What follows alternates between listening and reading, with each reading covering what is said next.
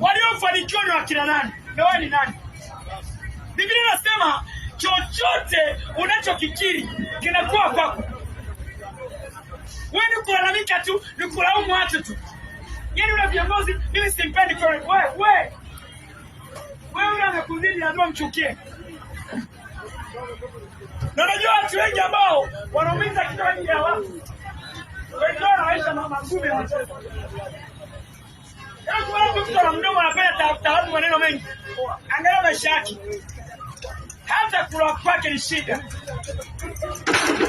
Na ukiwa na ndoto ya kuiza kwa siku 10,000 bado utaongea mambo mwisho. Lakini ukiwa na ndoto kwa siku kuingiza milioni kwenye udogo wako ule, hautapoteza muda kuchukua tu simu, unamfollow siku nyingi, unaongea nani? Unapata muda kuongea umbea. Kwa sababu maono yako ni kuingiza 2,000, 3,000 kula na kulipa kodi basi. Unaanza kuna mtu kumwambia Mungu akutemea nini? Utasikia Mungu anipe hela kodi.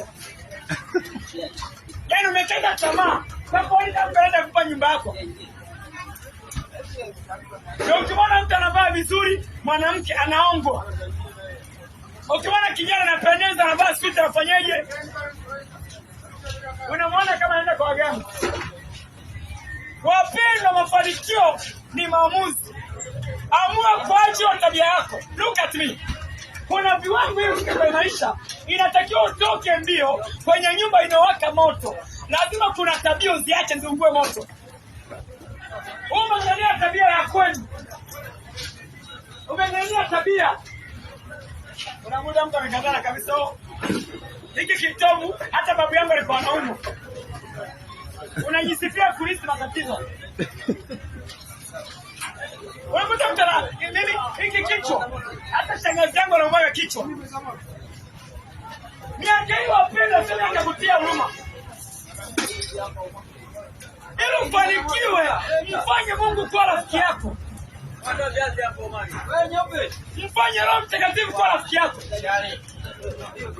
Siku moja Yesu anaambia, aongezee marafiki ni kwa ajili ya maangamizi yake mwenyewe.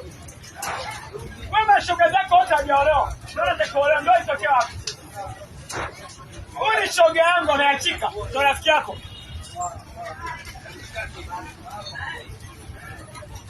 Unatamani ufanikiwe. Umekaa na watu ambao wanaumiza kichwa ya mambo ya watu.